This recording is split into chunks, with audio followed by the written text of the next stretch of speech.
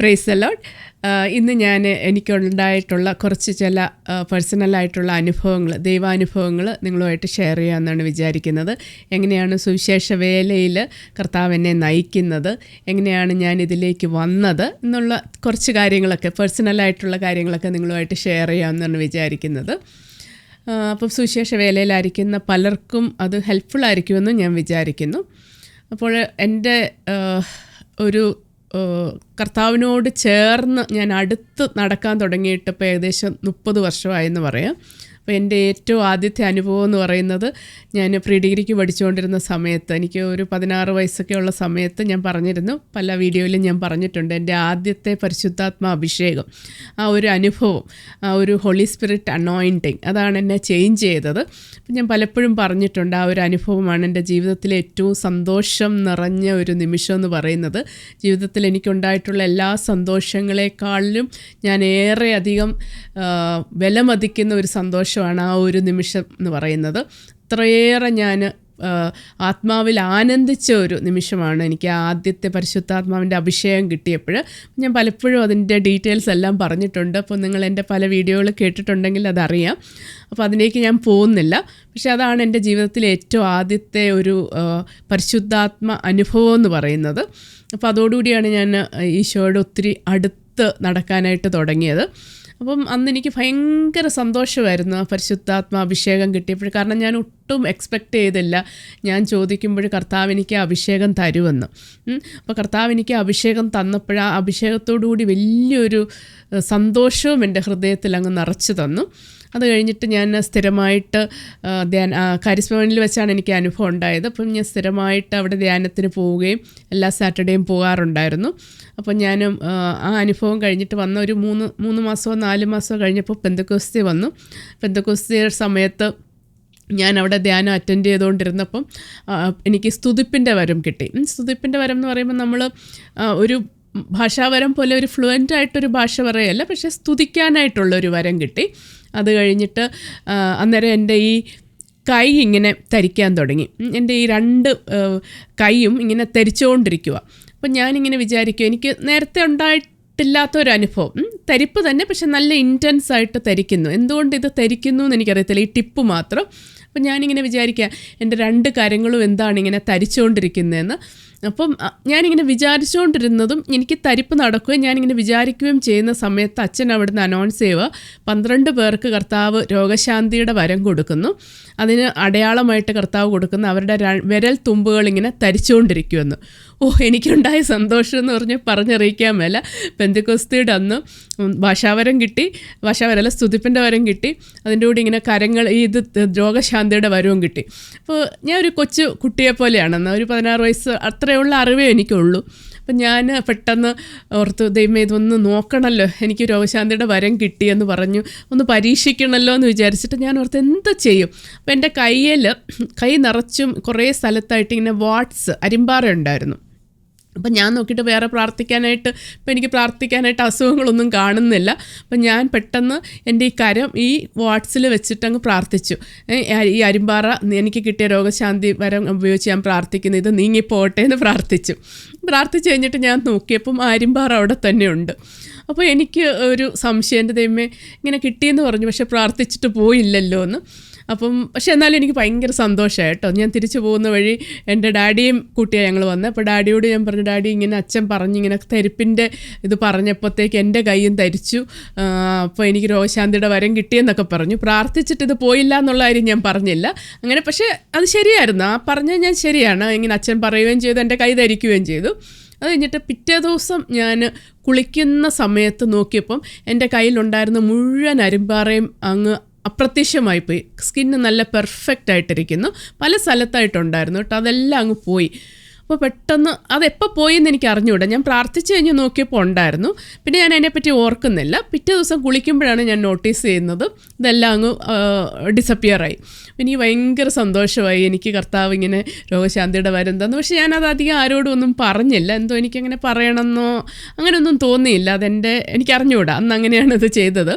അപ്പം അങ്ങനെ ആ ഒരു ഇത് കഴിഞ്ഞ് കഴിഞ്ഞപ്പോൾ എനിക്ക് ഭയങ്കര ആഗ്രഹമായിരുന്നു ധ്യാനം കൂടണമെന്ന്. ഞാൻ +2 കഴിഞ്ഞപ്പോഴത്തേക്ക് മമ്മിയോടെല്ലാം പറഞ്ഞ് ഡാഡിയോടും ഒക്കെ സമ്മതം വാങ്ങിച്ചിട്ട് കാരിസ്ഭവനിൽ തന്നെ ഒരു ധ്യാനം കൂടാനായിട്ട് എല്ലാം പോയി. അപ്പോൾ ധ്യാനം കൂടാനായിട്ട് ഞാൻ ധ്യാനം കൂടാനുള്ള ആ ഹോളിലേക്ക് കയറുന്നേ ഉള്ളൂ, ഒരു ധ്യാന ക്ലാസ് പോലും അറ്റൻഡ് ചെയ്തില്ല.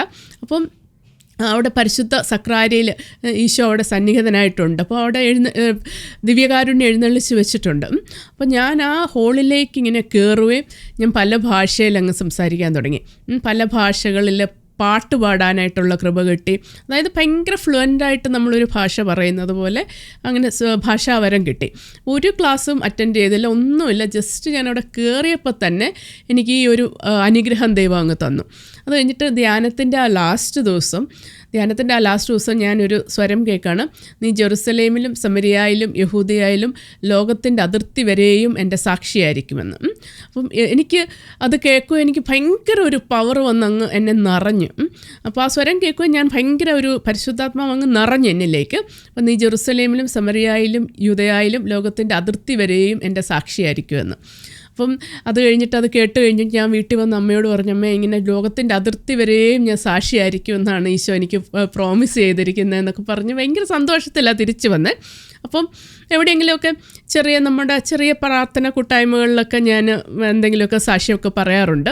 അപ്പോൾ എനിക്കൊന്നും ഇതൊന്നും ഞാൻ കിട്ടിയതൊന്നും പറയാറില്ല. കാരണം അന്നൊന്നും ആൾക്കാർക്ക് ഇത്രയൊന്നും അറിയത്തില്ല, പരിശുദ്ധാത്മാഭിഷേകത്തെ പറ്റിയൊക്കെ അധികം ആൾക്കാരൊന്നും കേട്ടിട്ടില്ല. അപ്പം ഞാൻ അതൊന്നും പറയാറില്ല. എനിക്ക് എന്താണോ എൻ്റെ ചെറിയ ബുദ്ധിയിൽ അല്ലെ എൻ്റെ ചെറിയ അറിവിൽ വരുന്ന കാര്യങ്ങൾ മാത്രമേ ഞാൻ പറയാറുള്ളൂ. പക്ഷെ ഞാനൊരു കാര്യം നോട്ടീസ് ചെയ്തത്, ഞാൻ എന്ത് പറഞ്ഞാലും ആൾക്കാർ കരയുന്നു. അപ്പം എന്ത് പറഞ്ഞാലും അതവർക്ക് ടച്ച് ചെയ്യുന്നു. അപ്പോൾ എനിക്ക് മനസ്സിലായി കർത്താവ് എനിക്ക് അവനെ കുറിച്ച് സാക്ഷിയാകാനൊരു വരം തന്നു എന്ന് എനിക്ക് മനസ്സിലായി. കാരണം ഞാൻ പറയുന്ന കാര്യങ്ങളൊന്നും വലിയ വലിയ കാര്യങ്ങളൊന്നുമല്ല, വളരെ സിമ്പിളായിട്ടുള്ള കാര്യങ്ങൾ. ഒരു കൊച്ചുകുട്ടി എങ്ങനെ പറയും, വളരെ സിമ്പിളായിട്ട് എൻ്റെ ആ ഒരു അറിവിൽ, എനിക്കങ്ങനെ വലിയ ബൈബിളിനെ പറ്റിയുള്ള അറിവോ കാറ്റക്കിസം എല്ലാം സൺഡേ സ്കൂളൊക്കെ നല്ലതായിട്ടൊക്കെ പഠിച്ച് അങ്ങനെയൊക്കെയുള്ള അറിവൊക്കെ ഉണ്ട് എന്നല്ലാതെ എനിക്ക് അതിൽ കൂടുതലൊരു അങ്ങനെ ഒരു ക്ലാസ് എടുക്കാനുള്ള ഒരു പാണ്ഡിത്യം അങ്ങനെയൊന്നുമില്ല. അതന്നുമില്ല ഇന്നുമില്ല. അപ്പം ഞാൻ പറയുമ്പോൾ പക്ഷേ ആൾക്കാർക്കത് ടച്ചാകുന്നു, ആൾക്കാർ കരയുന്നു. പ്രായമായവരും ഒക്കെ അങ്ങനെ കരയുന്ന പല അനുഭവങ്ങൾ എനിക്ക് കണ്ടപ്പം ചിലരൊക്കെ അങ്ങ് കരഞ്ഞിട്ട് അങ്ങ് പൊട്ടിക്കരയുന്ന പോലെ. ഇപ്പം ഞാൻ ഓർക്കും ഇവരെന്തിനാ എത്ര കരയുന്നത്, ഞാൻ പറയുന്നതൊക്കെ വളരെ നിസ്സാരമായി ക്ഷമിക്കണം അങ്ങനെയൊക്കെയുള്ള കാര്യങ്ങളാണ് പറയുന്നത്. പക്ഷേ എനിക്ക് മനസ്സിലായി ദൈവം എനിക്ക് ആ വരം തന്നിട്ടുണ്ടെന്ന്. പക്ഷേ എപ്പോൾ പറഞ്ഞാൽ എഴുന്നേറ്റാലും എനിക്ക് അങ്ങനെ പറയാൻ പറ്റും. അത് ഞാനൊന്നും പ്രിപ്പയർ ചെയ്യുന്നൊന്നുമില്ല. ഞാൻ അവിടെ പോകുന്നു, കർത്താവ് അങ്ങ് തരുന്നു, ഞാൻ പറയുന്നു, അത്രയേ ഉള്ളൂ. അല്ലാതെ വചനം വെച്ച് പ്രിപ്പയർ ചെയ്യുമോ അങ്ങനെയൊന്നും ചെയ്യുന്നില്ല. പക്ഷേ ആൾക്കാർക്കൊക്കെ അത് ടച്ചാകുന്നു. പക്ഷേ വേറൊരു കാര്യം എന്ന് പറഞ്ഞാൽ അങ്ങനെ അധികമായിട്ടൊന്നും എനിക്കത് അങ്ങനെ കണ്ടിന്യൂ ചെയ്യാൻ പറ്റില്ല. അതായത് വല്ലപ്പോഴൊക്കെ ഒരു പ്രെയർ മീറ്റിങ്ങിൽ പറയും, അങ്ങനെയൊക്കെ അല്ലാതെ ഒരു സ്ഥിരമായിട്ടൊരു സുവിശേഷ ഒരു വിളി പോലെ എനിക്കത് കിട്ടിയിട്ടില്ല. അപ്പം ഞാൻ ഇടയ്ക്കിടയ്ക്കൊക്കെ ആലോചിക്കും, കർത്താവേ നീ അങ്ങനെ പറഞ്ഞെങ്കിലും ഇതുവരെയായിട്ടും അങ്ങനെ എനിക്കത് വെളിവാക്കി കിട്ടിയിട്ടില്ലല്ലോ എന്ന് വിചാരിക്കും. അപ്പം ഇപ്പോൾ ഒരു 3-4 വർഷമായിട്ടുള്ള ഇങ്ങനെ ആക്റ്റീവായിട്ട് വളരെ സജീവമായിട്ട് ചെയ്യാൻ തുടങ്ങിയിട്ടുള്ളൂ. അപ്പോൾ അതുവരെയും ഒരു പ്രിപ്പറേഷൻ ഫേസ് ആയിരുന്നു. അപ്പോൾ ഒത്തിരി കാര്യങ്ങൾ ഈ ഒരു 25-26 വർഷത്തിൽ ഞാൻ ഒത്തിരി കാര്യങ്ങൾ പഠിച്ചു. ദൈവം എന്നെ ഒത്തിരി കാര്യങ്ങൾ പഠിപ്പിച്ചു. അപ്പോൾ ഇന്ന് ഞാൻ തിരിഞ്ഞു നോക്കുമ്പോൾ ഞാൻ ഓർക്കും, അന്ന് ഞാൻ വളരെ ആക്റ്റീവായിട്ട് സുവിശേഷ വേലയ്ക്ക് ഇറങ്ങിയിരുന്നെങ്കിൽ ഒരുപക്ഷെ ഞാൻ വഴിതെറ്റി പോകുമായിരുന്നു. അല്ലെങ്കിൽ എനിക്കന്ന് കറക്റ്റായിട്ടുള്ളൊരു ഡിസേൺമെൻ്റ് ഇല്ല, ദൈവവചനത്തെ പറ്റിയുള്ള കറക്റ്റായിട്ടുള്ള ബോധ്യമില്ല, ദൈവത്തെ പറ്റിയുള്ള കറക്റ്റായിട്ടുള്ള ബോധ്യമില്ല. പിന്നെ എന്നിൽ ഒത്തിരി വാനിറ്റീസ് ഉണ്ട്. അപ്പോൾ എനിക്ക് വഴിതെറ്റിപ്പോകാനുള്ള ഒരു സാധ്യത അവിടെ ഉണ്ട്. അപ്പം ഞാൻ ഓർക്കും, എന്നെ എത്രമാത്രം മാറ്റി ശുദ്ധീകരിച്ചിട്ടാണ് കർത്താവ് എന്നെ സുവിശേഷ വേലയിലേക്ക് ഇറക്കിയെന്ന് ഞാൻ എപ്പോഴും ഓർക്കും. ഞാൻ അന്ന് ഇറങ്ങിയിരുന്നെങ്കിൽ ഒരു പക്ഷേ ഇങ്ങനത്തെ ഇതൊക്കെ കാണുകയും ആൾക്കാരൊക്കെ ഇങ്ങനെ നമ്മൾ പറയുമ്പോൾ കരയുകയൊക്കെ ചെയ്യുമ്പം നമുക്കൊരു വാനിറ്റി ഉണ്ടാകാം അല്ലേ. അപ്പോൾ അതിൽ നിന്ന് എന്നെ കർത്താവ് പ്രൊട്ടക്റ്റ് ചെയ്യാനാണ് അന്ന് എന്നെ ഇറക്കാതെ എന്നെ ഒരു ശുദ്ധീകരണത്തിലൂടെ കടത്തി വിട്ടിട്ട് എന്നിലുള്ള ഒത്തിരി കാര്യങ്ങൾ മാറ്റിയിട്ട് എന്നിലുള്ള തെറ്റായ ബോധ്യങ്ങളെല്ലാം കർത്താവ് എടുത്ത് മാറ്റിയിട്ട് ഒത്തിരിയേറെ ശുദ്ധീകരിച്ചിട്ടാണ് അവിടുന്ന് തൻ്റെ സുവിശേഷ വേലയിലേക്ക് എന്നെ വിളിക്കുന്നത്. ഇപ്പോൾ സുവിശേഷ വേലയെന്ന് ഞാൻ ഇറങ്ങുമെന്ന് പറയുമ്പം ഞാൻ ശരിക്കും ഭയത്തോടും വിറയലോടും കൂടിയാണ് അത് ചെയ്യുന്നത്. ഞാനത് പറയുന്നത് ഒരു എക്സാജറേഷനും അല്ല. ഒത്തിരിയേറെ ഭയത്തോടും വിറയലോടും കൂടിയാണ് ഞാൻ ആ സുവിശേഷ വേല ചെയ്യുന്നത്. കാരണം ആരെയാണ് ഞാൻ സാക്ഷ്യപ്പെടുത്തുന്നതെന്ന് എനിക്ക് നന്നായിട്ടറിയാം. അവൻ എന്തുമാത്രം പാടുപീഡകൾ സഹിച്ചിട്ടാണ് ആ രക്ഷ കൈവരിച്ചതെന്ന് എനിക്ക് നന്നായിട്ടറിയാം. ഞാൻ പലപ്പോഴും കണ്ടിട്ടുണ്ട് അവൻ്റെ ആ വിഷമം, എൻ്റെ ഉൾക്കണ്ണിൽ ഞാൻ കണ്ടിട്ടുണ്ട് അവൻ്റെ വേദനകൾ. അപ്പം ഞാൻ എപ്പോഴും ഓർക്കും, എൻ്റെ കർത്താവേ, നിൻ്റെ ആ മഹത്വത്തിൻ്റെ ഒരംശം പോലും നമ്മൾ എടുക്കാൻ പാടില്ല. അപ്പോൾ പൗലോസപ്പോസ്തലൻ പറയല്ലേ, എനിക്ക് ഒരു മുള്ള് തന്നിരിക്കുന്നു നെകളിച്ച് പോകാതിരിക്കാനായിട്ട്, അല്ലേ? അതുപോലെ കർത്താവ് നമുക്ക് ഓരോരുത്തർക്കും ഓരോ മുള്ള് അനുവദിച്ച് തരും. അപ്പം ഞാൻ പറയും, കർത്താവേ, നിൻ്റെ ഒരു മഹത്വത്തിൻ്റെ ഒരംശം പോലും എടുക്കാനുള്ള യാതൊരു പ്രേരണയും നമ്മളിൽ വരരുത് എന്ത് ചെയ്യുമ്പോഴും. അപ്പം നമ്മൾ അത്രമാത്രം ഒരു ഇൻസ്ട്രുമെൻ്റ് മാത്രമായിട്ട് നിൽക്കണം. അതായത് കർത്താവിന് ആരുമായിട്ടും ഒരു വ്യത്യാസമില്ല. ദൈവം എല്ലാവരെയും ഒരുപോലെയാണ് സ്നേഹിക്കുന്നത്. പക്ഷേ ഓരോരുത്തർക്ക് പ്രത്യേകമായ വിളികൾ കൊടുക്കുന്നു എന്ന് മാത്രമേ ഉള്ളൂ. അപ്പോൾ ആ വിളിയിൽ നമ്മൾ വിശ്വസ്തരായി നിൽക്കുക, ഭയത്തോടും വിറയലോടും കൂടെ ചെയ്യുക. അതാണ് അതിനകത്തെ ഏറ്റവും കീ ആയിട്ടുള്ള കാര്യം. അപ്പം ഞാൻ എപ്പോഴും ഓർക്കും, കർത്താവെ, അന്ന് ഞാൻ ആ കൊച്ചുകുട്ടിയായിരുന്ന സമയത്ത് ഇറങ്ങിയിരുന്നെങ്കിൽ എനിക്കിതൊന്നും അറിയത്തില്ലായിരുന്നു. നീ ആരാണെന്നോ, നിൻ്റെ മഹത്വം എന്താണെന്നോ, നീ സഹിച്ച വേദന എന്താണെന്നോ ഒന്നും എനിക്കറിയത്തില്ല, അല്ലേ? എന്നെ എളുപ്പം പിശാചിനെ ഡിസീവ് ചെയ്യാൻ പറ്റുമായിരുന്നു, അല്ലേ? പക്ഷേ ഇന്ന് എന്നെ പിശാചിനെ ഡിസീവ് ചെയ്യാൻ വളരെ ബുദ്ധിമുട്ടാണ്. കാരണം എനിക്ക് എൻ്റെ ഒത്തിരിയേറെ അനുഭവങ്ങളിലൂടെ എനിക്ക് കറക്റ്റായിട്ട് ഡിസേൺ ചെയ്യാനുള്ളൊരു കൃപ ദൈവം തന്നു. അപ്പോൾ ഏതാണ് ശരി, ഏതാണ് തെറ്റ്? ഇപ്പോൾ ഒരാൾ കള്ളപ്രവാചകനാണോ, ഒരാൾ ശരിയായ ദൈവവചനമാണോ പറയുന്നത്, ശരിയായ വചനം ഏതാണ്, അതിൽ തെറ്റായ വ്യാഖ്യാനം എന്താണ് എന്നൊക്കെ മനസ്സിലാക്കാനുള്ളൊരു കൃപ ഒരു വലിയ എക്സ്റ്റൻറ്റോളം എനിക്ക് കർത്താവ് തന്നിട്ടുണ്ട് കേട്ടോ. ഏകദേശം പൂർണ്ണമായി എന്ന് തന്നെ പറയാം. തെറ്റാണ് ശരിയാണ് എന്നൊരു വിവേചിച്ചറിയാനുള്ളൊരു വലിയ ഡിസേൺമെൻറ്റ് കർത്താവ് എനിക്ക് തന്നിട്ടുണ്ട്. അപ്പം ഞാൻ ഒത്തിരി പ്രാർത്ഥിച്ച് ഒരുങ്ങിയാണ് എപ്പോഴും ചെയ്യുന്നത്. ഞാൻ പറഞ്ഞ പോലെ ഭയത്തോടും വിറയലോടും കൂടി തന്നെയാണ് ചെയ്യുന്നത്. കാരണം ദൈവവചനത്തിൽ ഒത്തിരിയേറെ അന്തരാർത്ഥങ്ങളുണ്ട്, അല്ലേ?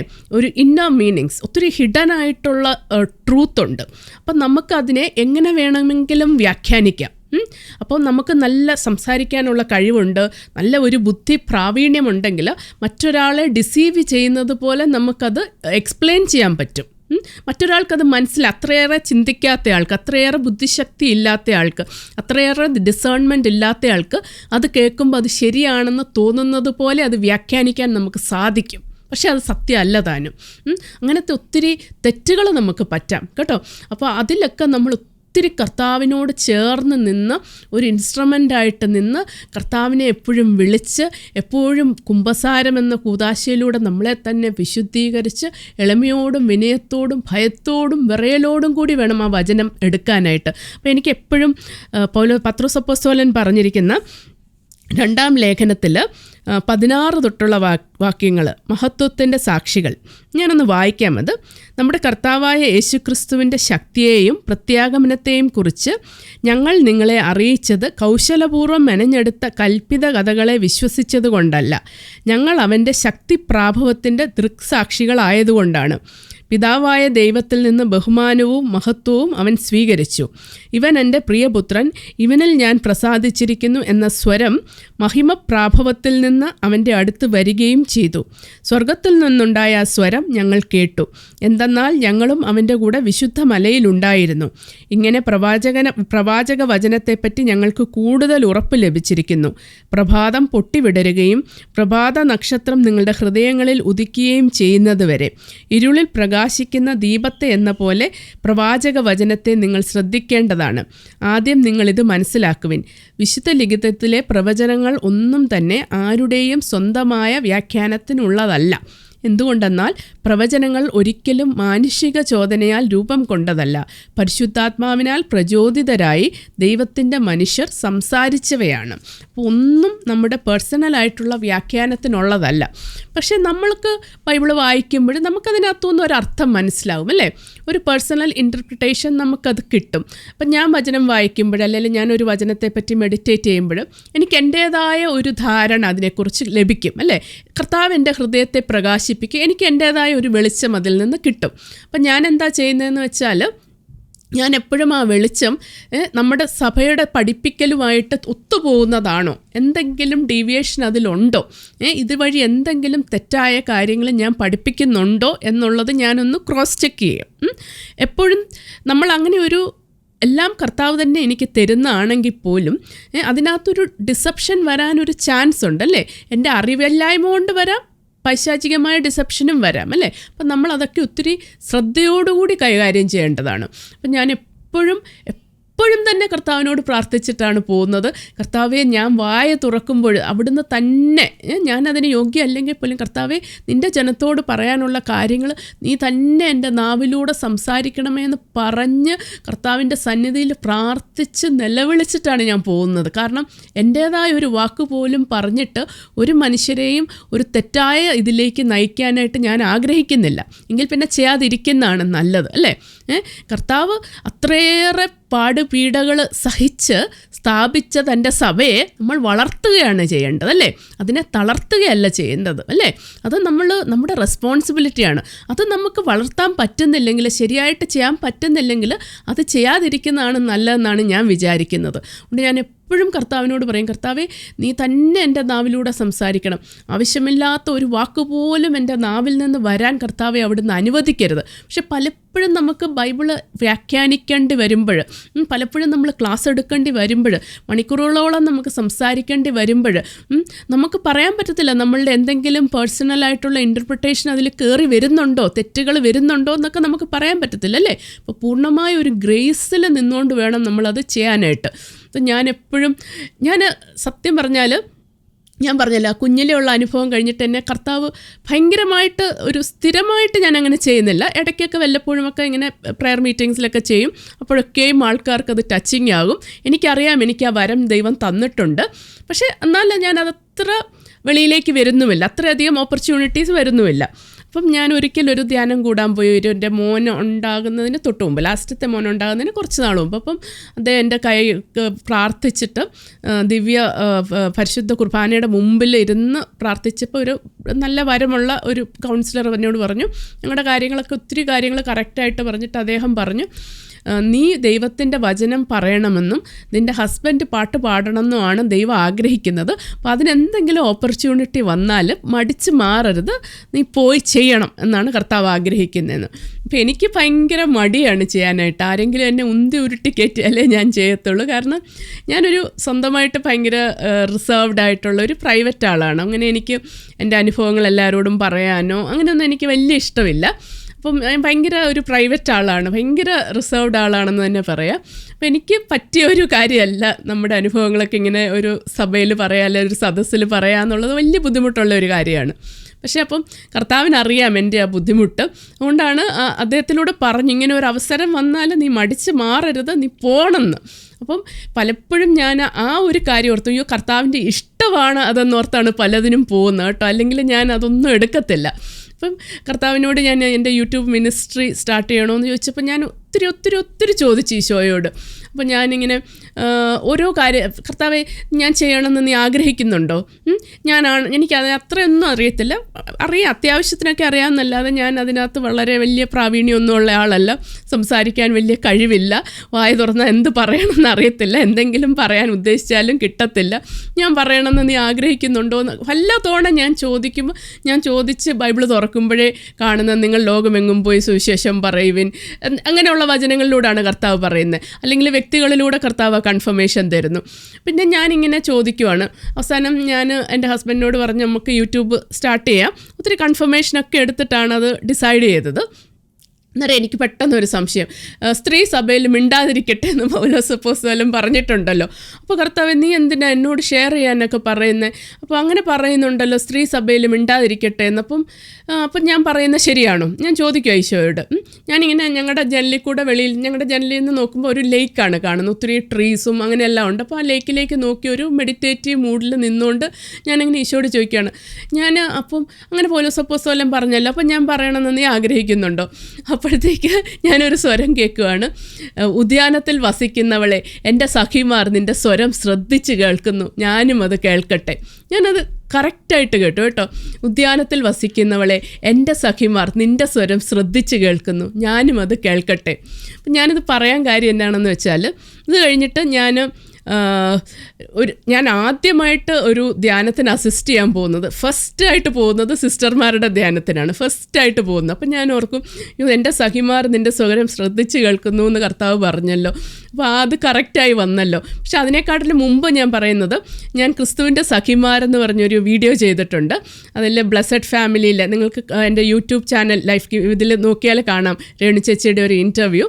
അപ്പം ഞാൻ ബ്ലെസ്സഡ് ഫാമിലിയിലെ ഓരോ അമ്മമാരെയും ദൈവത്തിൻ്റെ പരിശുദ്ധാത്മാവ് വിളിച്ചതാണ് സഖിമാരെന്ന്. കാരണം ദൈവത്തിൻ്റെ ക്രിസ്തുവിൻ്റെ സഖിത്വത്തിൽ ഭാഗവാക്കുകളാണ് അവർ കർത്താവിനോടൊപ്പം സഹനം സഹിച്ചവരാണ്.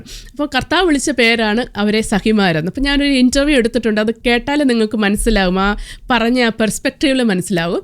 അപ്പം അവരെല്ലാവരും ഞാൻ പറഞ്ഞ എൻ്റെ ഇൻ്റർവ്യൂ കേൾക്കുകയും പിന്നെ ഞാൻ അവർക്ക് ഉത്തമഗീതത്തിൻ്റെ ക്ലാസ് ഫുൾ എടുത്തിട്ടുണ്ട്. അപ്പം ആ ഉത്തമഗീതത്തിൻ്റെ ക്ലാസ്സൊക്കെ എടുക്കുമ്പോൾ ഞാൻ എപ്പോഴും ഓർക്കും, ഞാൻ ആദ്യം കർത്താവിനോട് ചോദിച്ച് ഞാൻ യൂട്യൂബ് സ്റ്റാർട്ട് ചെയ്യണം, ഒരു സ്ത്രീ സഭയിൽ സംസാരിക്കുന്നത് ശരിയാണോ കർത്താവേ എന്ന് ചോദിച്ചപ്പോൾ കർത്താവ് എന്നോട് പറഞ്ഞാണ്, എൻ്റെ സഖിമാർ നിൻ്റെ സ്വരം ശ്രദ്ധിച്ച് കേൾക്കുന്നു, ഞാനും അത് കേൾക്കട്ടെ എന്ന്. അപ്പോൾ അത് എൻ്റെ ജീവിതത്തിൽ ഞാൻ ആ കേട്ട സ്വരം യാഥാർത്ഥ്യമായി പിന്നീട് ഞാൻ ആ മിനിസ്ട്രി ചെയ്തപ്പോൾ. അതുപോലെ തന്നെ ഞാൻ എപ്പോഴും പോകുമ്പോൾ ഞാൻ പറഞ്ഞില്ലേ, ഞാൻ കർത്താവിനോട് പറയും എൻ്റെ കൂടെ വരണം, എനിക്ക് പറയാൻ അറിയത്തില്ല, ഈ ജനത്തോട് എന്ത് പറയണം എന്നുള്ളത് നീ തന്നെ പറയണം എന്നൊക്കെ പറയുമ്പം എപ്പോഴും തന്നെ അവൻ എനിക്ക് എൻ്റെ കൂടെ ഉണ്ട്. ഞാൻ പറയുമ്പോൾ എനിക്ക് ഭയങ്കരമായിട്ട് ഫീൽ ചെയ്യാം, ഹീസ് ദെയർ. ഞാൻ കണ്ണുകൊണ്ടൊന്നും കാണുന്നൊന്നുമില്ല, പക്ഷേ എനിക്ക് നല്ല ഉറപ്പാണ് കർത്താവ് അവിടെ ഉണ്ട്. ഭയങ്കര ഉറപ്പാണ് കർത്താവ് അവിടെ എൻ്റെ മുമ്പിൽ ഇരിക്കുന്നു. അവൻ ഞാൻ പറയുന്ന ഓരോ വാക്കും ശ്രദ്ധിച്ച് കേട്ടോണ്ടായിരിക്കുന്നത്. എൻ്റെ ഫീലിംഗ് അങ്ങനെ. ഞാൻ പറയുന്ന എല്ലാം അവൻ ശ്രദ്ധിച്ച് കേട്ടോണ്ടായിരിക്കുന്നതെന്നൊരു ഫീലിംഗ് ആണ്. അതെനിക്ക് വല്ലാത്തൊരു ധൈര്യം തരും അവിടെ പോകുമ്പോൾ സംസാരിക്കാനായിട്ട്. കാരണം ഞാനല്ല സംസാരിക്കുന്നത്, എൻ്റെ കർത്താവാണ് എനിക്ക് വാക്കുകൾ തരുന്നത്.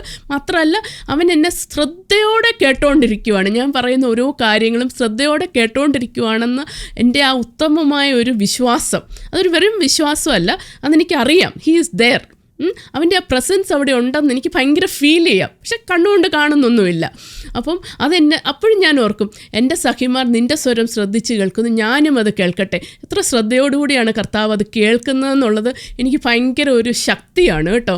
അപ്പം ഞാൻ അങ്ങനെ ഒരു കൺഫർമേഷനൊക്കെ എടുത്തിട്ടാണ് ഞാൻ സുവിശേഷ വേല സ്റ്റാർട്ട് ചെയ്തത്. അത് കഴിഞ്ഞ് പല അനുഭവങ്ങൾ കേട്ടോ, എവിടെ പോയാലും ഞാൻ RRCയിൽ ക്ലാസ് എടുക്കാൻ പോകാറുണ്ട്, പിന്നെ പല പള്ളികളിലൊക്കെ പോകാറുണ്ട്. ഒരിക്കലും ഞാൻ കുട്ടികൾക്ക് ധ്യാനം എടുത്തപ്പോൾ ഈ ഓൾട്ടറിൽ പരിശുദ്ധ ബലി കഴിഞ്ഞിട്ട് ആ ഓൾട്ടറിൻ്റെ അവിടെ പോയാണ് എടുക്കുന്നത്. അപ്പം എനിക്ക് ഭയങ്കര വിഷമമായിരുന്നു അവിടെ പോയി എടുക്കുക എന്ന് പറഞ്ഞാൽ. കാരണം that's the place holy of holies അല്ലേ, ഒരു സാങ്ക്ടം സാങ്ക്ടോറം എന്നാണ് ഞാൻ അതിനെ എൻ്റെ മനസ്സിൽ സങ്കല്പിക്കുന്നത് അല്ലേ, അതിപരിശുദ്ധ സ്ഥലം. അപ്പോൾ അവിടെ പോയിട്ട് എൻ്റെ കർത്താവിൻ്റെ ആ ഒരു സാങ്ക്ടം സാങ്ക്ടോറമിൽ നിന്ന് എടുക്കാൻ എന്ന് പറഞ്ഞാൽ എനിക്കത് ഒരു ആലോചിക്കാൻ പോലും മേലായിരുന്നു കേട്ടോ. എനിക്ക് അത്രമാത്രം ഞാൻ വിഷമിച്ചാണ് അവിടെ പോയത്. പക്ഷേ കർത്താവ് തന്നെ എന്നോട് പറഞ്ഞു, നീ പോകണം, ഞാൻ പറഞ്ഞു നീ നിൽക്കണം എന്നുള്ള അവൻ്റെ ആ വചനത്തെ, അല്ലെ ഞാനാണ് നിന്നെ അയക്കുന്നതെന്നുള്ള ഒരു ഇതിനെ മാനിച്ചാണ് ഞാൻ അവിടെ പോയത്. പക്ഷേ അവിടെ ചെന്നപ്പോൾ കർത്താവ് എന്നോട് ഞാൻ എന്ത് പറയണം എന്നുള്ളത് അവൻ എന്നെ സ്വപ്നത്തിൽ കാണിച്ചു തന്നു. സ്വപ്നത്തിൽ അവൻ കാണിച്ചു തന്നു എന്ത് സംസാരിക്കണമെന്ന്. എന്നിട്ട് ഹോളി മാസിനെ കുറിച്ചാണ് ഞാൻ സംസാരിച്ചത്. അതിന് എന്തൊക്കെ പറയണം എന്നുള്ളത് ഓരോ ദർശനത്തിലൂടെ 3 ആഴ്ച ഞാൻ സൺഡേ പള്ളിയിൽ പോയപ്പോൾ കർത്താവ് എനിക്ക് ദർശനം കാണിച്ചു തന്നു. ദർശനത്തിൽ ഇന്ന കാര്യങ്ങളെന്ന് പറഞ്ഞിട്ട് അത് വെച്ചിട്ടാണ് ഞാൻ പറയുന്നത്. അത്രമാത്രം ഒരുക്കിയാണ് കർത്താവ് ഓരോ സ്ഥലത്തേക്കും വിടുന്നത്. കാരണം എൻ്റെ ലിമിറ്റേഷൻസ് ഞാൻ അവനോട് പറഞ്ഞിട്ടുണ്ട്, നീ തന്നെ എന്നെ ഹെൽപ്പ് ചെയ്യണമെന്ന് അവനോട് ഞാൻ പറഞ്ഞിട്ടുണ്ട്. അപ്പോൾ അങ്ങനെയാണ് അവൻ എന്നെ ഒരുക്കി വിടുന്നത്. അപ്പോൾ അവൻ എൻ്റെ കൂടെ ഉണ്ട്, അല്ലെ അവനാണ് എന്നെ വഴി നടത്തുന്നത്. അവനെന്ന് പറയുന്നത് അകലങ്ങളിലുള്ള ഒരു ദൈവമല്ല, നമ്മുടെ അടുത്തുള്ള ഒരു സാമീപ്യമാണ് എന്നുള്ളതാണ് എനിക്ക് എന്നെ ധൈര്യപ്പെടുത്തുകയും എന്നെ മുന്നോട്ട് നയിക്കുകയും ചെയ്യുന്നത്. അല്ലെങ്കിൽ ഇവിടെയൊക്കെ പോയിട്ട് ഇത്രയധികം ആൾക്കാരോട് പറയാനായിട്ട് എനിക്ക് പറ്റത്തില്ല. കാരണം ചിലപ്പോഴൊക്കെ പോകുമ്പോൾ പല ആൾക്കാരാണല്ലോ വരുന്നത്, പല ഗ്രൂപ്പ് ഓഫ് ആൾക്കാരാണ് വരുന്നത്. അപ്പോൾ അവർക്കൊക്കെ വേണ്ടതായ എന്തൊക്കെയാണ് എന്നൊക്കെ കർത്താവാണ് എല്ലാം പറഞ്ഞു തരുന്നത് കേട്ടോ. പലപ്പോഴും ഞാൻ സ്വപ്നം കണ്ടിട്ടുണ്ട്, എപ്പോഴും തന്നെ കർത്താവിൻ്റെ ഒരു ഹെൽപ്പ് എനിക്ക് ഫീൽ ചെയ്യും.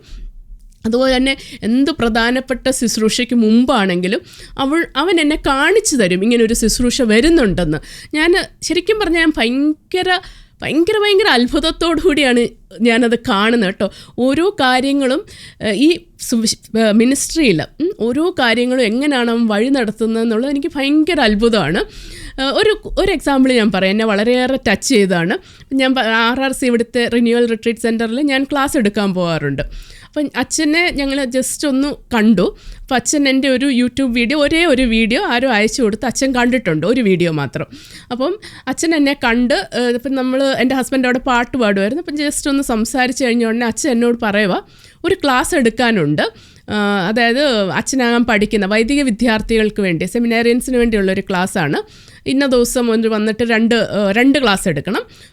എനിക്കൊന്ന് 1 hour 2 ക്ലാസ്, ഇടയ്ക്ക് പിന്നെ ഒരു അഡറേഷൻ, അങ്ങനെ ഒരു 2.5 മണിക്കൂർ നേരത്തെ ശുശ്രൂഷ ചെയ്യാൻ പറ്റുമോ എന്ന് ചോദിച്ചു. സത്യം പറഞ്ഞാൽ ഞാൻ ഞെട്ടിപ്പോയി. കാരണം ഞാൻ ആദ്യമായിട്ട് പോവുകയാണ്, അങ്ങനെ സെമിനാരിയൻസിനൊന്നും ഞാൻ എടുത്തിട്ടില്ല. പിന്നെ അച്ഛൻ എന്നെ ആദ്യമായിട്ട് കാണുവാണ് അല്ലേ. ആദ്യമായിട്ട് കാണുന്ന ഒരാളോട് ഇങ്ങനെ ഒരു ക്ലാസ് എടുക്കാൻ പറയുമെന്ന് എനിക്ക് വിശ്വസിക്കാൻ പറ്റിയില്ല. അപ്പം ഞാൻ വീട്ടിൽ വന്ന് പറഞ്ഞപ്പോൾ എൻ്റെ അമ്മ പറഞ്ഞു, അത് ദൈവം തന്നെയാണ് അത് വിളിക്കുന്നത്, അല്ലാതെ അത് മനുഷ്യരല്ല, അത് ദൈവം തന്നെ വിളിക്കുന്നതാണ്. അത് കഴിഞ്ഞിട്ട് ഞങ്ങളുടെ പള്ളിയിൽ, ഞങ്ങളുടെ OLS ചർച്ചിലെ സെമിനാരിയൻസിന് വേണ്ടി ഒരു ക്ലാസ് എടുക്കാനും വിളിച്ചു കുറച്ച് നാൾ മുമ്പ്. അപ്പോൾ അതൊരു 28-30 സെമിനാരിയൻസിന് ഒരു ക്ലാസ് എടുക്കണമെന്ന് പറഞ്ഞ് അച്ഛൻ വിളിച്ചു. ഞാൻ ആ ക്ലാസ് എടുക്കാനും പോയി. അപ്പോൾ അതിനു മുമ്പ് എനിക്കൊരു ദർശനം ഉണ്ടായി കുറച്ച് നാൾ മുമ്പ് കേട്ടോ. അത് ഞാൻ നിങ്ങളോട് ഷെയർ ചെയ്യാൻ ആഗ്രഹിക്കുവാണ്. അപ്പം ഞാനിങ്ങനെ ഞങ്ങളുടെ പള്ളിയിൽ OLS ചർച്ചിലിരുന്ന് ഇങ്ങനെ പ്രാർത്ഥിക്കുവാണ്. അപ്പോൾ പ്രാർത്ഥിക്കുമ്പോൾ ഞാനൊരു വിഷനെ കാണുവാണ്. മാതാവ് എന്നെ ഇങ്ങനെ വിളിച്ചുകൊണ്ട് പോകുന്നു.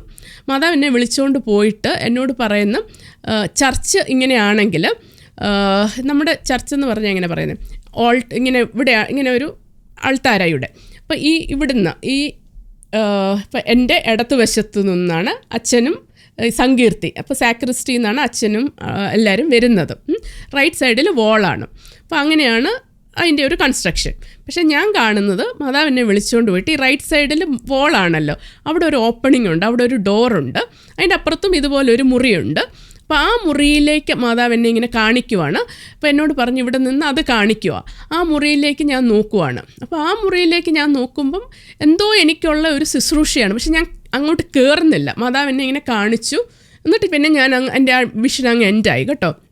അപ്പം ഞാനിങ്ങനെ തിരിച്ച് വന്നിട്ട് ആലോചിക്കുവാണ്, കർത്താവ് എന്താണ് ഞാൻ കണ്ടത്. ഞാൻ കണ്ടു, പരിശുദ്ധ അമ്മ കാണുമ്പോൾ എനിക്കറിയാം, പരിശുദ്ധ അമ്മ എന്നെ വിളിച്ചുകൊണ്ട് പോയി.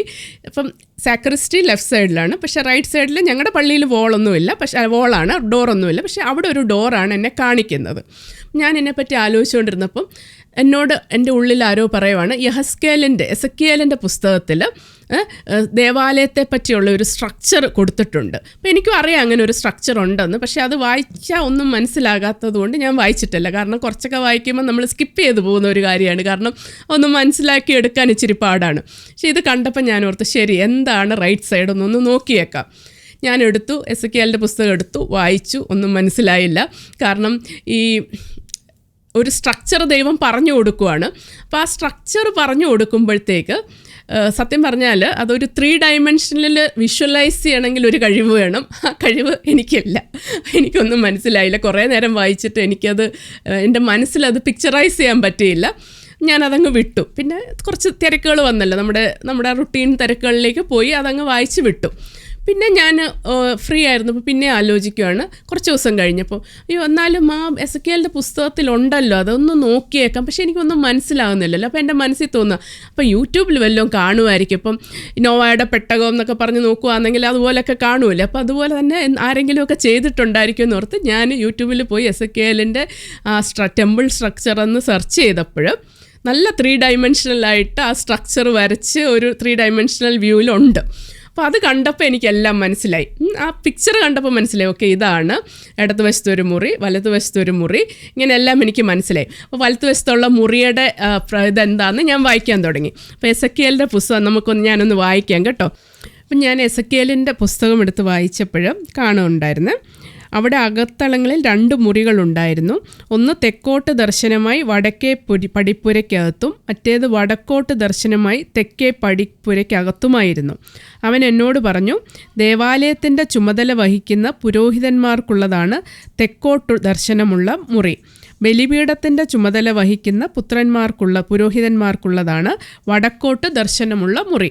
ഞാനിതിങ്ങനെ വായിച്ചപ്പോൾ ഞാൻ എന്താ കാണുന്നത്, ഞാൻ ഞങ്ങളുടെ ചർച്ചിൻ്റെ ഇത് നോക്കിയപ്പം ഇങ്ങനെയാണ് ഈസ്റ്റ്, അപ്പോൾ ഇത് വെസ്റ്റ്, അപ്പോൾ അവിടുന്ന് ഒരു ഡോറാണ് ഞാൻ കാണുന്നത്. അപ്പോൾ അവിടുന്ന് ഈസ്റ്റ്, വെസ്റ്റ്, നോർത്ത്, സൗത്ത് ആകുമ്പോൾ തെക്ക് അല്ലേ. അപ്പോൾ അവിടുന്ന് തെക്കോട്ട് ദർശനമുള്ള മുറിയാണ് ഞാൻ കാണുന്നത്.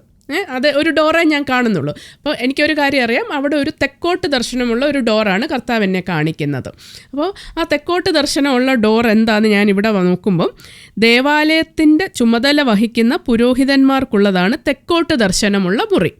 അപ്പം ബലിപീഠത്തിൻ്റെ ചുമതല വഹിക്കുന്ന പുരോഹിതന്മാർക്കുള്ള വടക്കോട്ട് ദർശനമുള്ള മുറി. അപ്പോൾ 2 മുറിയുണ്ട്, വടക്കോട്ടും തെക്കോട്ടും. വടക്കോട്ടുള്ളത് ബലിപീഠത്തിൻ്റെ ചുമതല വഹിക്കുന്ന പുരോഹിതന്മാർക്കും, തെക്കോട്ടുള്ളത് ദേവാലയത്തിൻ്റെ ചുമതല വഹിക്കുന്ന പുരോഹിതന്മാർക്കും. അപ്പോൾ ഇതെനിക്ക് ഒന്ന് സ്ട്രൈക്ക് ചെയ്തു. അപ്പം ഞാൻ ആലോചിക്കുകയാണല്ലോ എന്താണ് ദർശനത്തിൻ്റെ അർത്ഥമെന്ന്. അപ്പം ഞാനിത് വായിച്ചപ്പം വടക്കോട്ടുള്ളതാണ് ബലിപീഠത്തിൻ്റെ ചുമതല വഹിക്കുന്ന പുരോഹിതന്മാർ. അപ്പം ഞാൻ ഓർത്തത് അത് ബലിപീഠത്തിൽ ശുശ്രൂഷ ചെയ്യുന്ന വൈദികരാണ്. അപ്പം ദേവാലയത്തിൻ്റെ ചുമതല വഹിക്കുന്ന പുരോഹിതന്മാരാരാണെന്ന് ഞാനിങ്ങനെ വിചാരിക്കുക. അപ്പം നമുക്ക് നമ്മുടേതായ ദർശനത്തിൻ്റെ ഓരോ അർത്ഥങ്ങളാണല്ലോ. അപ്പോൾ ഇതിൽ യഥാർത്ഥ അർത്ഥം അങ്ങനെ നമുക്ക് മനസ്സിലാകണം എന്താണെന്ന്. അപ്പം ഞാനിങ്ങനെ ആലോചിച്ചുകൊണ്ടിരുന്നപ്പോൾ എൻ്റെ മോൾ അതിലേ വന്നു. ഞാൻ മോളോട് പറഞ്ഞു, മോളെ ഇങ്ങനെ 2 ഇത് വായിച്ചു. അപ്പം ഞാൻ ഇംഗ്ലീഷ് വായിച്ചിട്ട് അവളോട് ചോദിച്ചു, അപ്പോൾ ഞാനിങ്ങനെയാണ് വിചാരിക്കുന്നത്, ഇപ്പോൾ ഇതാരായിരിക്കും ഈ വടക്കോട്ട് ദേവാലയത്തിൻ്റെ ചുമതല വഹിക്കുന്ന പുരോഹിതന്മാരാരാന്നാണ് കൊച്ചിന് തോന്നുന്നതെന്ന് ചോദിച്ച ഉടനെ അവൾ എന്നോട് പറഞ്ഞു, അമ്മേ എനിക്ക് തോന്നുന്നത് അത് ഡീക്കന്മാരായിരിക്കും എന്നാന്ന് പറഞ്ഞു. അപ്പോൾ എൻ്റെ മനസ്സിലും അങ്ങനെ തന്നെയാണ് വന്നത്, ഇത് ഡീക്കന്മാരായിരിക്കും. അവരിപ്പോൾ ബലിപീഠത്തിൻ്റെ ചുമതല വഹിക്കുകയല്ല, അത് പുരോഹിതരാണല്ലോ. ഇത് ദേവാലയത്തിൻ്റെ ചുമതല വഹിക്കുന്ന പുരോഹിതന്മാർക്കുള്ളതാണ്. അപ്പം ഡീക്കന്മാരാണ് എന്ന് എൻ്റെ മനസ്സിൽ വന്നു. അപ്പോൾ അവളും അത് തന്നെ പറഞ്ഞപ്പോൾ എനിക്കതൊരു കൺഫർമേഷനായി. അപ്പം ഡീക്കന്മാർക്ക് മുറിയാണ് ഞാൻ കാണുന്നത് ബേസിക്കലി എന്നാണ് എനിക്കത് മനസ്സിലാകുന്നത്. അപ്പം മാതാവ് എന്നെ അങ്ങനെ കൊണ്ടുപോയിട്ട് ആ മുറി കാണിച്ചത് വഴി ഞാൻ അതിൽ കയറുന്നില്ല എന്നുള്ളതാണ്. അതായത് അതൊരു പരിശുദ്ധമായ സ്ഥലമാണ് അല്ലേ. വൈദികരും ഡിക്കന്മാരും ഒക്കെ ഉള്ള ഒരു പരിശുദ്ധമായ ഒരു സ്ഥലമാണ്. നമുക്കതിലേക്ക് ആവശ്യമില്ലാതെ എൻ്റർ ചെയ്യേണ്ട കാര്യമില്ല. അപ്പം ഞാൻ അതിലേക്ക് കയറുന്നില്ല. മാതാവ് എന്നെ വെളിയിൽ നിന്ന് ഇങ്ങനെ കാണിച്ചു തരുന്നു. എനിക്കെന്തോ അവിടെ ചെയ്യാനുണ്ട്, അത്ര എനിക്ക് മനസ്സിലായുള്ളൂ. അത് കഴിഞ്ഞിട്ടാണ് ഇങ്ങനെ ഈ അച്ഛൻ ഇവിടെ ഈ സെമിനാരിയിൽ ക്ലാസ് എടുക്കാൻ പോയപ്പോൾ ഞാനത് ഓർത്ത്, കർത്താവേ അന്ന് നീ എനിക്ക് കാണിച്ചു തന്ന ആ ദർശനം ഇപ്പോൾ അത് ശരിയാവുകയാണല്ലോ. അല്ലെങ്കിൽ ഒരിക്കലും ഇങ്ങനെയൊക്കെ കർത്താവ് കാണിച്ചു തരുന്നതുകൊണ്ടാണ് എനിക്കൊരു ധൈര്യം പോയി എടുക്കാനായിട്ട്. അല്ലെങ്കിൽ ഞാനും ചോദിക്കുകയോ ഞാൻ ആരാ പോയി എടുക്കാനായിട്ട്, എന്തിനാണ് ഞാനത് ചെയ്യാനായിട്ട് എന്ത് യോഗ്യതയാണുള്ളത് എന്നുള്ള രീതിയിൽ ഞാനത് എടുക്കും. പക്ഷേ എനിക്ക് കർത്താവ് എന്നെ ഏൽപ്പിച്ച ഒരു ചുമതല പോലെ എനിക്കൊരു ബോധ്യം, അല്ലെങ്കിൽ ഭയങ്കര ഒരു കൺവിക്ഷനാണ് അങ്ങനെ ആ ദർശനങ്ങളൊക്കെ കണ്ടിട്ട് അത് സംഭവിച്ചല്ലേ. അങ്ങനെ വരുമ്പോഴാണ് നമ്മൾ ദൈവത്തെയും തന്നെ കണ്ടതാണെന്നൊരു കൺഫർമേഷൻ എടുക്കുന്നത്. അപ്പോൾ ഇപ്പം ഞാൻ പറഞ്ഞതിനോട് ചേർത്ത് വെച്ച് പറയാൻ ഞാൻ ആഗ്രഹിക്കുന്ന ഒരു കാര്യമെന്ന് പറഞ്ഞാൽ, ഞാൻ എന്ത് കണ്ടാലും അത് ഡിസേൺ ചെയ്യാൻ ട്രൈ ചെയ്യും. കാരണം നമ്മളിപ്പോൾ ഒരു ദൈവസ്വരം കേട്ടു അല്ലെങ്കിൽ ഒരു വിഷൻ കണ്ടു എന്നൊക്കെ പറയുമ്പം അത് ദൈവത്തിൽ നിന്ന് മാത്രം ആകണമെന്നില്ല. പല ആൾക്കാർക്കും തെറ്റിപ്പോകുന്നത് ഞാൻ കണ്ടിട്ടുണ്ട്. അത് അവർ മനഃപൂർവ്വമോ അല്ലാതെയോ ആകാം, അവർക്കൊരു ഡിസെപ്ഷൻ വരുന്നതും ആകാം. മനഃപൂർവ്വം ആൾക്കാരെ വഞ്ചിക്കാനായിട്ടല്ലായിരിക്കാം പക്ഷേ അറിയാതെ ഒരു ഡിസെപ്ഷൻ വരുന്നതാകാം. അപ്പോൾ നമ്മളത് കറക്റ്റായിട്ട് ഡിസേൺ ചെയ്യണം. കാരണം ഒരു സ്വരം കേട്ടു എന്ന് പറയുമ്പം പിശാചിനും ഒരു മായ പോലെ വന്ന് നമ്മളോട് സംസാരിക്കാമല്ലോ അല്ലേ. അപ്പോൾ അതൊരു സ്വരമല്ലേ. പക്ഷെ അത് ഡിസേൺ ചെയ്യാനുള്ളൊരു കഴിവ് അല്ലെ ഒരു കൃപ നമുക്ക് ദൈവത്തോട് ചോദിച്ച് വാങ്ങിക്കണം കേട്ടോ. അപ്പം എപ്പോഴും അത് ഡിസേൺ ചെയ്യും. ഓരോ സ്വരങ്ങൾ കേൾക്കുമ്പോഴും, സ്വരങ്ങളാകട്ടെ ദർശനങ്ങളാകട്ടെ അല്ലെങ്കിൽ എന്തും ആയിക്കൊള്ളട്ടെ, അത് ദൈവത്തിൽ നിന്നാണോ എന്ന് കറക്റ്റായിട്ട് ഡിസേൺ ചെയ്യും. ഇപ്പം ഞാൻ പറഞ്ഞ ഈ ഒരു അനുഭവം എന്ന് പറഞ്ഞ ഈ ഒരു വിഷൻ ഞാൻ കണ്ടു. അപ്പം ഞാനൊരു സാധാരണ ഗതിയിൽ കർത്താവിൽ നിന്നൊരു വിഷൻ കാണുമ്പോൾ എൻ്റെ മനസ്സിനൊരു ഭയങ്കര പീസാണ്. ഒരു കർത്താവിൻ്റെ സ്വരം കേൾക്കുമ്പോഴോ കർത്താവിൻ്റെ ദർശനങ്ങൾ കാണുമ്പോഴോ നമുക്ക് ആ ഒരു ദൈവാരൂപിയുടെ പീസ് ഫീൽ ചെയ്യാം. അതേസമയം അത് ദൈവത്തിൽ നിന്നല്ല എങ്കിൽ നമ്മുടെ ആത്മാവിൽ അതൊരു അജിറ്റേഷനായിരിക്കും. ഇപ്പോൾ എത്ര നല്ല കാര്യമാണ് പറയുന്നതെങ്കിൽ നമുക്കതൊരു അജിറ്റേഷനായിരിക്കും. പക്ഷെ ദൈവം നമ്മളോട് ദുഃഖകരമായ ഒരു കാര്യം പറയുമ്പോൾ പോലും അത് വളരെ പീസ്ഫുള്ളായിട്ട് എടുക്കാൻ, ഒരു ശാന്തതയോടുകൂടി എടുക്കാൻ നമുക്ക് പറ്റും. That's one way of discerning that. അപ്പോൾ എനിക്ക് അങ്ങനെ ഞാൻ ചെക്ക് ചെയ്യും എൻ്റെ ആത്മാവിലുള്ള ഒരു മാറ്റം ഞാൻ പീസ്ഫുള്ളായിട്ടാണോ എടുക്കുന്നത്. പിന്നെ ഇതൊക്കെ സംഭവിക്കുന്നു അല്ലേ, കാണുന്നതൊക്കെയും സംഭവിക്കുന്നു. അല്ലെങ്കിൽ അത് എനിക്കൊരു ഉറപ്പാണ്. പല ഇതും നമ്മൾ പിന്നീട് അത് സംഭവിക്കുമ്പോൾ അന്ന് ഞാൻ കണ്ടായിരുന്നു, അത് നീ കറക്റ്റായി, ഇപ്പോൾ അത് ഫലമായി, അങ്ങനെ എനിക്ക് കൺഫർമേഷൻ എടുക്കാം, അത് കണ്ടത് ശരിയാണെന്ന് അങ്ങനെ എടുക്കാം. പിന്നെ ചിലപ്പോൾ ഞാൻ പറയും, ചിലപ്പോഴൊക്കെ ഞാൻ കർത്താവിൻ്റെ സ്വരം കേൾക്കുന്നത് ഹൃദയത്തിലാണ്, അല്ലെങ്കിൽ നമ്മുടെ തലയിലല്ലേ നമ്മുടെ ചിന്തകളൊക്കെ വരുന്നത്. പക്ഷെ കറക്റ്റായിട്ട് കർത്താവ് സംസാരിക്കുന്ന ഹൃദയത്തിൽ കേൾക്കാം. പക്ഷേ കർത്താവ് പല രീതിയിലാണ് സംസാരിക്കുന്നത്. ചിലപ്പോൾ സ്വപ്നം വഴിയായിരിക്കാം. ഞാൻ കൗൺസിലിംഗ് ഒക്കെ ചെയ്യുമ്പോൾ മിക്കവാറും ആൾക്കാരുടെ കാര്യങ്ങളിൽ ചോദിക്കുന്നത്, പ്രാർത്ഥനയിൽ എനിക്ക് റിവീൽ ചെയ്ത് കിട്ടുന്നത് ടങ്സ് വഴിയാണ്.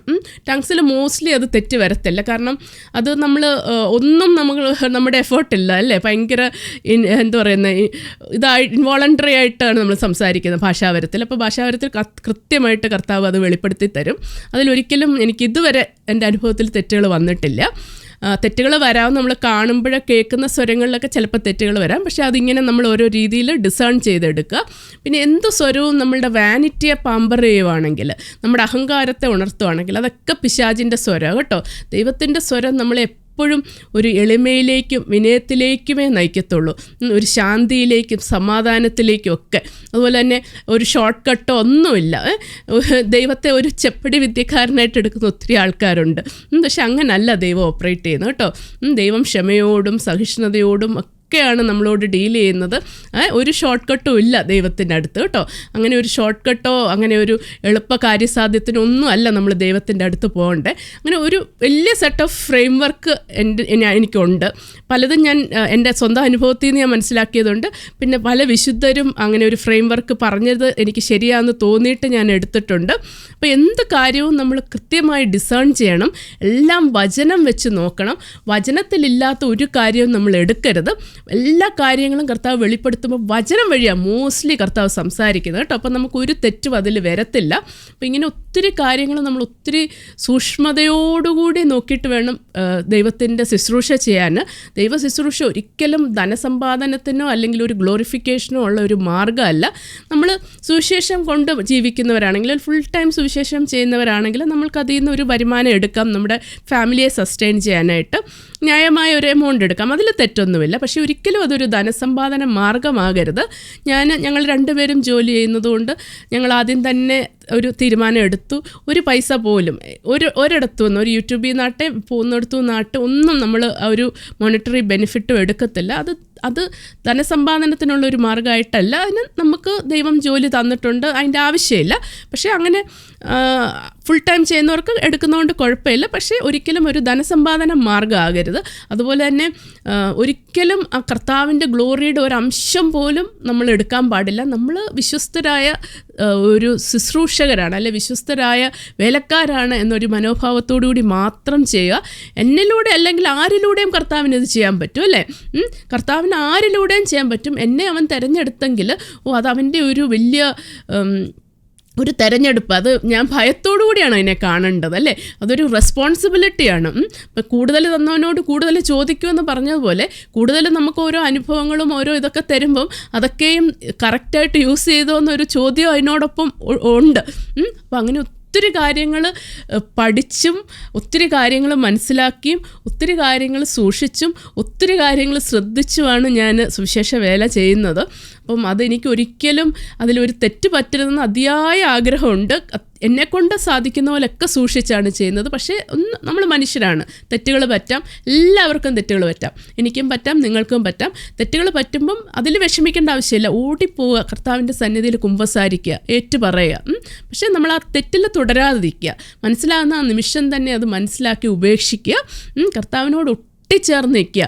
അകലങ്ങളിലുള്ള ഒരു ദൈവം അല്ല, നമ്മളോട് കൂടെ ചരിക്കുന്നവനായ ഒരു ദൈവമാണ് അല്ലേ.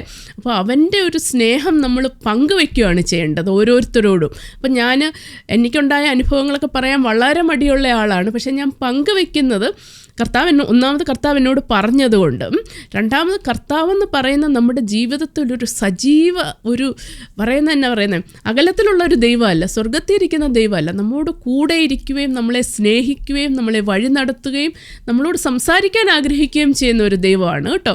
അവൻ ഒത്തിരി ഉയരങ്ങളിലാണെങ്കിൽ പോലും അവൻ എനിക്ക് വേണ്ടി താഴ്ന്നു വരുന്നവനാണ്, അത്രമാത്രം നമ്മളെ സ്നേഹിക്കുന്നവനാണ്. അപ്പോൾ അവൻ്റെ സ്നേഹം നമ്മൾ മനസ്സിലാക്കണം, ആ സ്നേഹത്തോട് നമ്മൾ പ്രത്യുത്തരിക്കണം, ആ സ്നേഹം നമ്മൾ റെസിപ്രോക്കേറ്റ് ചെയ്യണം. അപ്പം മാത്രമേ ഉള്ളൂ നമ്മൾ അവനോട് ഒട്ടിച്ചേർന്ന് നിൽക്കത്തുള്ളൂ, അല്ലേ? തായ്തടിയോട് ചേർന്ന് നിൽക്കണം എന്നല്ലേ അല്ലേ പറഞ്ഞിരിക്കുന്നത്? ഞാൻ മുന്തിരിവള്ളിയും നിങ്ങൾ ശാഖകളുമാണ്, അല്ലേ? അബൈഡ് ഇൻ മീ എന്നാണ് ക്രൈസ്റ്റ് പറഞ്ഞിരിക്കുന്നത്. അവനിലേക്ക് നമ്മൾ ഒട്ടിച്ചേർന്ന് നിൽക്കണം. ആ മുന്തിരിവള്ളിയോട് ചേർന്ന് നിൽക്കുമ്പോൾ മാത്രമേ നമ്മൾ ഫലം പുറപ്പെടുവിക്കത്തുള്ളൂ കേട്ടോ. അപ്പം നമ്മുടെ ഈ ചെറിയ ജീവിതം, നശ്വരമായ ജീവിതം, 7-10 ഏറെയായാൽ 80 മാത്രം നീണ്ടു നിൽക്കുന്ന ഒരു ജീവിതത്തിൽ അവനോടുകൂടി നമുക്ക് അവനെ സ്നേഹിക്കാനും അവനോടുകൂടി നിൽക്കാനും നമുക്ക് ദൈവം തന്നിരിക്കുന്ന ഒരേ ഒരു ജീവിതമാണിതല്ലേ. ഈ ജീവിതം ഞാൻ എങ്ങനെ ജീവിച്ചു എന്നതിനെ ഡിപ്പെൻഡ് ചെയ്താണ് എൻ്റെ ഇറ്റേണിറ്റി. അപ്പോൾ ശരിക്കും പറഞ്ഞാൽ ലോകപരമായി ചിന്തിച്ചാൽ പോലും ദൈവത്തെ അല്ലെ ക്രിസ്തുവിനെ ഉപേക്ഷിക്കുന്നത് ഒരു മണ്ടത്തരമാണ്, അല്ലേ? ഈ ചെറിയൊരു ജീവിതത്തിന് വേണ്ടി ഇറ്റേണിറ്റിയെ നഷ്ടപ്പെടുത്തുന്നത്, ക്രിസ്തുവിനെ നഷ്ടപ്പെടുത്തുന്നത് മണ്ടത്തരമാണ്, അല്ലേ? ബുദ്ധിപരമായി ചിന്തിച്ചാൽ, ലോകപരമായി ചിന്തിച്ചാൽ. പക്ഷെ അങ്ങനല്ല നമ്മൾ ചെയ്യേണ്ടത്. നമുക്ക് വേണ്ടി ജീവൻ കൊടുത്താണ് അവൻ സ്നേഹിച്ചത്, അല്ലേ? ആ സ്നേഹത്തെ മനസ്സിലാക്കി അത് നമ്മൾ റെസിപ്രോക്കേറ്റ് ചെയ്യണം. അവനെ അത്രമാത്രം നമ്മൾ സ്നേഹിക്കണം, അത്രയും നമുക്ക് പറ്റുന്നത്രയും ട്രൈ ചെയ്യണം, അല്ലേ?